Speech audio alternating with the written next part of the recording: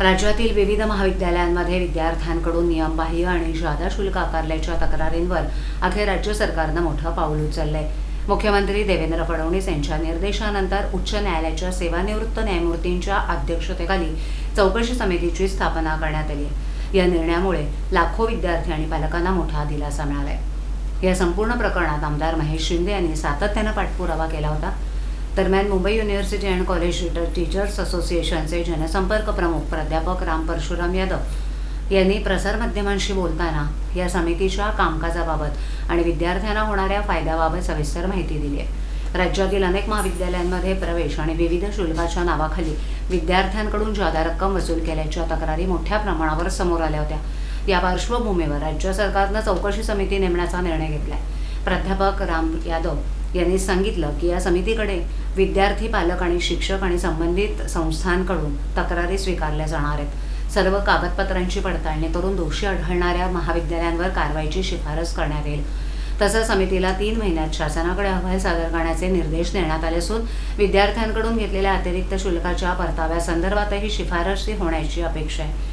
या निर्णयामुळे राज्यातील लाखो विद्यार्थी आणि पालकांमध्ये समाधानाचं वातावरण निर्माण झालं असून उच्च शिक्षण क्षेत्रात पारदर्शकता वाढण्यास मदत होईल।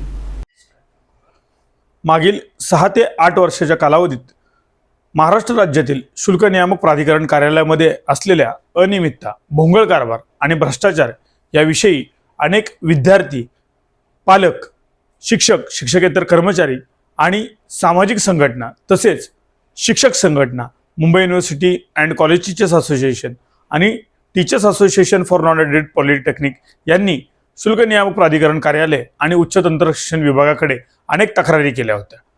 या सर्व तक्रारी दडपण्याचं काम शुल्क नियामक प्राधिकरण कार्यालयाने केले होते। याची दखल उच्च व तंत्र शिक्षण विभागाने घ्यावी म्हणून मुक्ता आणि टॅफनॅप संघटनेच्या वतीनं आझाद मैदानावर देखील एक दिवसीय धरणे आंदोलन देखील त्या ठिकाणी झाली होती।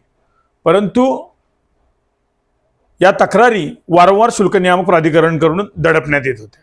विशेषतः हितसंबंधित असणाऱ्या विद्यार्थ्यांच्या तक्रारी देखील त्या ठिकाणी दडपल्या जात होत्या आणि भ्रष्टाचाराला खतपाणी घातलं जात होतं। या तक्रारी अतिशय गंभीर स्वरूपाच्या होत्या, कारण अनेक भ्रष्ट संस्थाचालकांनी त्या ठिकाणी बोगस शुल्कवाढ प्रस्तावांना संगणमत करून मंजुरी मिळवली होती। त्याप्रमाणेच खोटं इन्फ्रास्ट्रक्चर असेल, खोटी शिक्षक संख्या असेल, कर्मचारी संख्या असेल हे दाखवून त्या ठिकाणी भलं मोठं शुल्क त्या ठिकाणी शुल्क नियामक प्राधिकरणकडून मंजूर घेतलं होतं। याशिवाय कार्यालयाच्या अंतर्गत असणाऱ्या महिला कंत्राटी कर्मचाऱ्यांचे देखील पगार बेकायदेशीरपणे वाढवण्यात आले होते। त्याचप्रमाणे त्या ठिकाणी कार्यालयामध्ये प्रचंड मोठ्या प्रमाणात बेमुदत त्या ठिकाणी शुल्कवाढ प्रस्तावांना दाखल करण्यासाठी मंजुरी देण्यात आली होती। अशा रीतीनं अतिशय गंभीर प्रकरणं कॅगच्या अहवालात देखील समोर आली होती। या कॅगचा अहवाल समोर आल्यानंतर या सगळ्या प्रकरणाची संवेदनशीलता लक्षात घेता आमदार महेशजी शिंदे यांनी हा प्रश्न लक्षवेधी सूचनेच्या माध्यमातून अर्थसंकल्पीय अधिवेशन 2026 मध्ये मांडला। याची दखल घेऊन राज्याचे उच्च व तंत्र शिक्षण मंत्री चंद्रकांत दादा पाटील यांनी उच्चस्तरीय चौकशी समितीची घोषणा केली होती। परंतु 3 महिन्याचा कालावधी उलटल्यानंतर देखील ही समिती गठीत झाली नव्हती। याचीच नोंद घेऊन पुनश्च एकदा आमदार महेशजी शिंदे यांनी याचा पाठपुरावा केला आणि अखेर 7 जुलै 2026 रोजी पावसाळी अधिवेशन सुरू असताना हा प्रश्न तारांकित प्रश्नात देखील होता।